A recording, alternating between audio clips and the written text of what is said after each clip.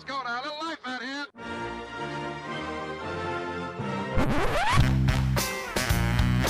What the hell's going on out here? Hey, what about that now? Hello everybody, welcome to the UK Packers podcast. As usual, I'm your host. I'm smiling now, but I feel like I'm going to get sick. This is directly after the game. Usually with stuff like this, I'd like to leave it a day. So what I've got to do is I've got to kind of throw myself forward into positive speak. Now, not too much, because there wasn't very much positive to take from it. In fact, as I progress in this podcast, as I skid around in my squeaky chair, I'm probably just going to descend into an absolute misery. What a brutal loss. I'm going to try find what I would say in 4 days that is a mild positive, but for now this game was absolutely awful. It comes down really to right, hold on, let me stop for a sec. We had a chance to win this game. Let's get that out there first. So we had the field goal attempt. It really didn't help that we had a penalty by Rashid Walker, and that stopped the clock, and you know, all of this kind of nonsense. So there was that to it.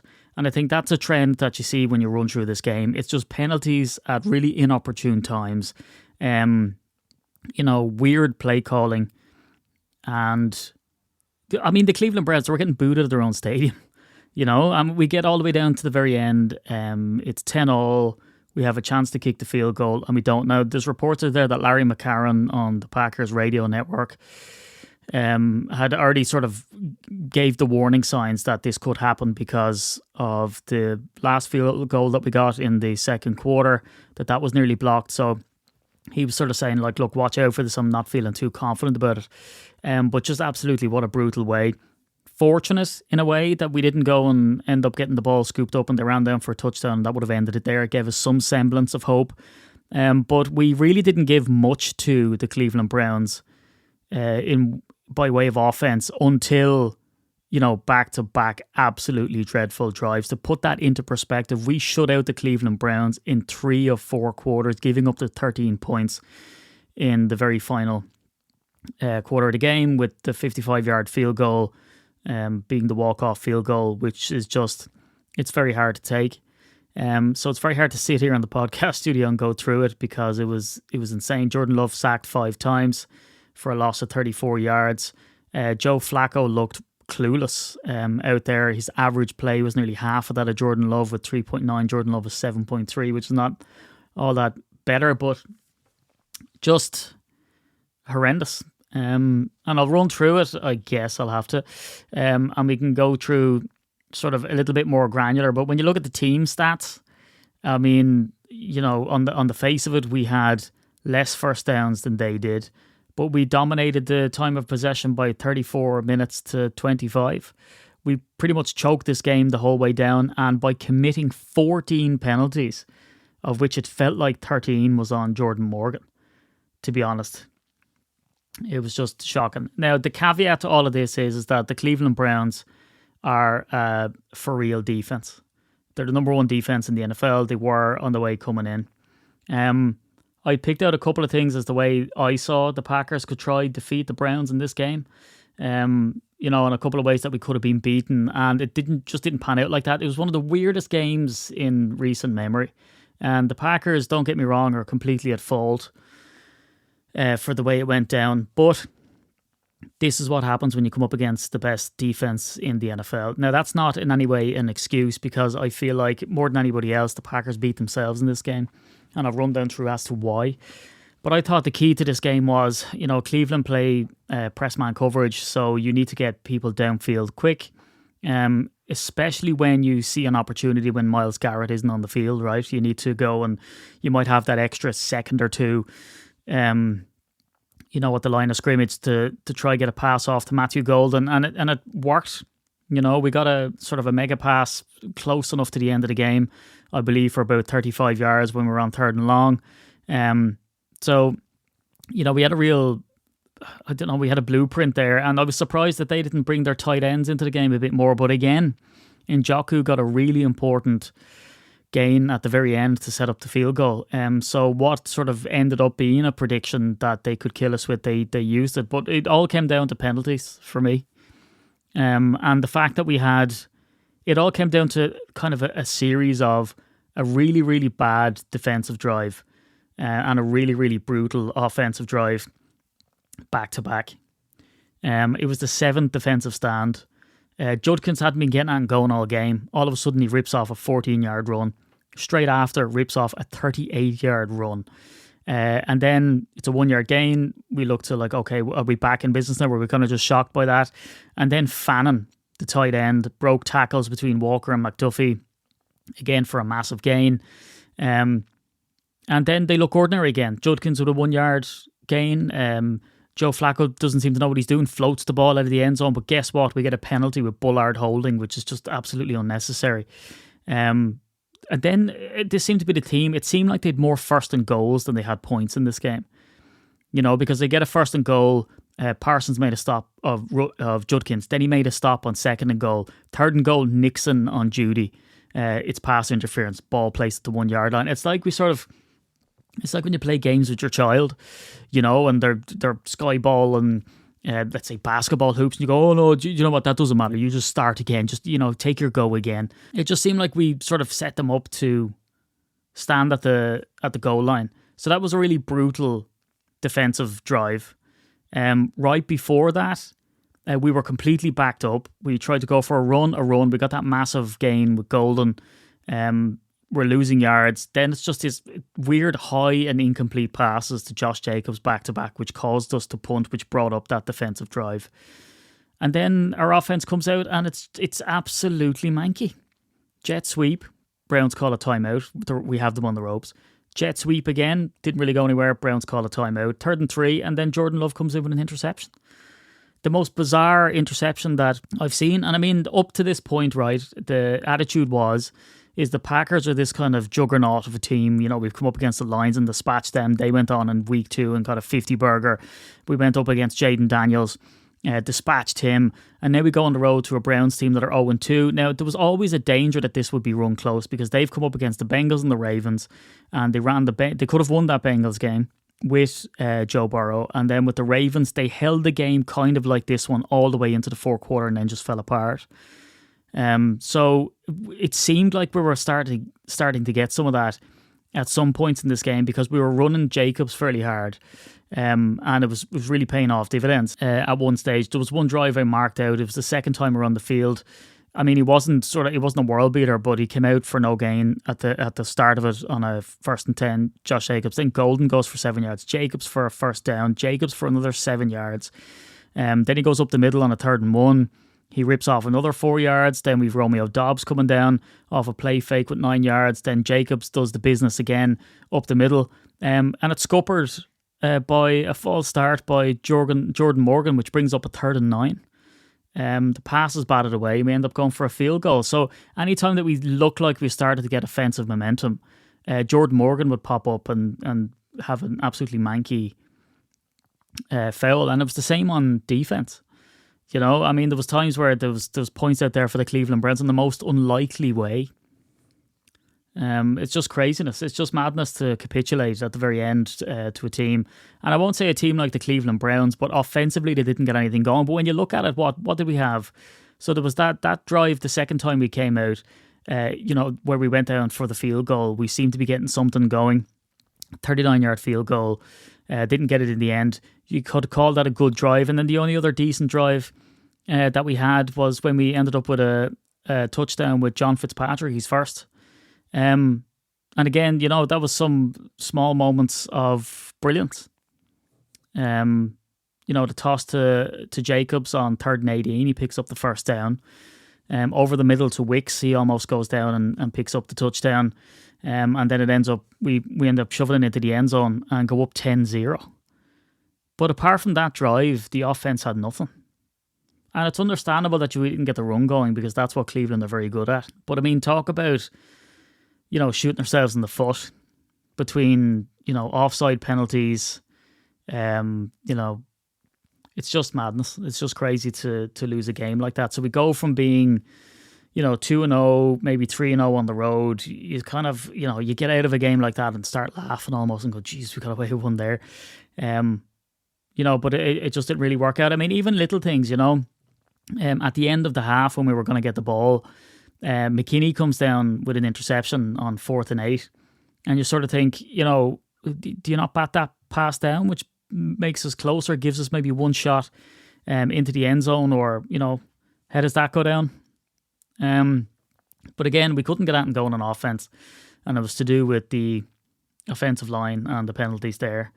The minute Jordan Morgan came into the game, with Zach Tom going off after a single snap, it was just brutal. That one that I was saying, the second defensive stand, there was a false start by Jordan Morgan and then an incomplete pass, which forces the field goal when we really needed the points. And then on top of that, the game management wasn't good. And we got away with some. I think LaFleur got a challenge upheld, which was amazing. Schwetzinger, his sack was overturned of Jordan Love. And, we couldn't even use that to our advantage. False start by Jordan Morgan. Penalty on Malik Heath for a false start. Penalty on Dobbs for an illegal block in the back. And then there's other stuff that didn't come to anything. McKinney whiffs on a tackle, but it ends up being a penalty for holding just before the end of the half. They were just out of form. And to kind of add insult to injury, at the very end, even Micah Parsons got done for an offside penalty on the very last one where they got that field goal. It was just sort of brought them closer. And then they rip off a pass. And he's very close to the 61-yard field goal, but he's pushed out of bounds by Evan Williams. Incomplete pass, but it's enough to get a pass to Njoku over the middle, and I think Evan Williams was on that one again. Now, can you blame him? I'm not pointing out people. But yes, just a really bad time to have your worst offensive drive and worst defensive drive. Even it looked like it was going to take the P, right, when we missed that, when we got that field goal block, because Jacob spills the ball and he ends up coming back with it. I think it looked like an obvious fumble recovery. But God, the comms and the refs didn't half make a meal of it to kind of over-exaggerate. Any positives to take from the game? Maybe you know where the weak spots are on your O-line. Even Walker having to go out because his helmet was dodgy. Just a weird game. So when you're in the media and you're being called the Super Bowl favourites and you're a 16% chance of making the Super Bowl and win it, which has dropped to 10% now after one game, which is hilarious. You kind of do need a kick in the arse sometimes, because the first two games for Green Bay were absolutely riding high. And so maybe this is somewhat of a wake-up call. I always call BS and that kind of stuff too, though, right? Because you're professional athletes, right? And they were always going out to win the game, you would imagine. And fine, there's teams, and the Packers have been guilty of it before, looking past opponents. But you shouldn't need a kick in the arse.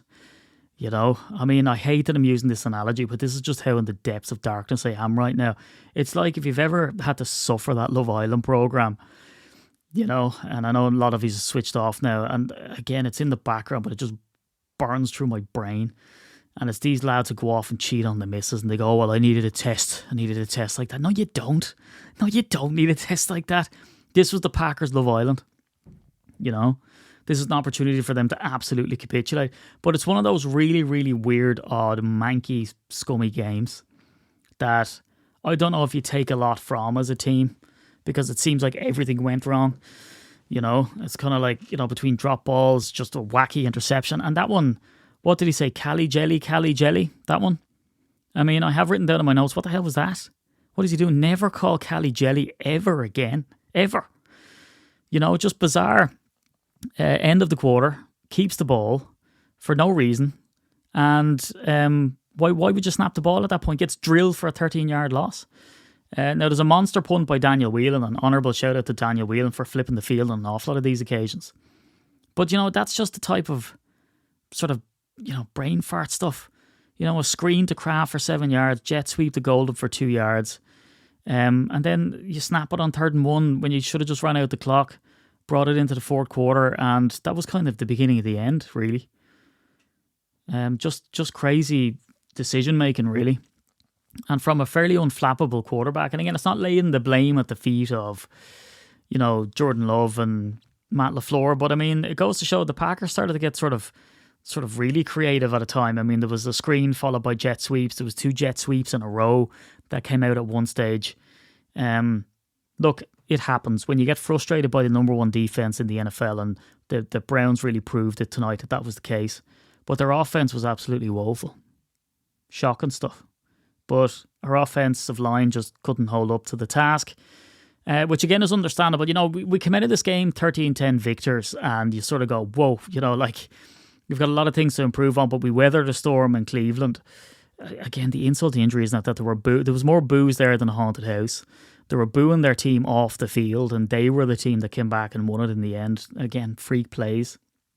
This is a dirty one. This is one of the worst and craziest losses that I've seen in a long time. I mean, it doesn't bring up the same implications, obviously, of the NFC Championship game, but it's one of those ones that it's just a plane crash. And what I mean by that is that about 10 different things, Jesus, Steve, God damn it, 10 different things went wrong in this game, all to contribute between offensive line penalties, defensive penalties, to keep giving them first and goals, giving up massive chunk run plays in 2 consecutive plays when he hadn't been getting anything going all day.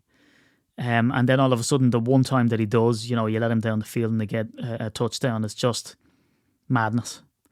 Even leaving too much time on the clock as we were going to kick a field goal, which would have been a gimme for Brandon McManus because of the way he's playing. Look, we just need to shake off this loss. There's not a whole lot that we can say is positive. Maybe the fact that, this is so bad in week 3. I think we're going to take this loss an awful lot harder as a team and kind of disregard the fact that we went up against the first defense in the NFL, the best defense in the NFL. I think we'll sort of discount that and go, yes, it was tough, but it was there for the taking.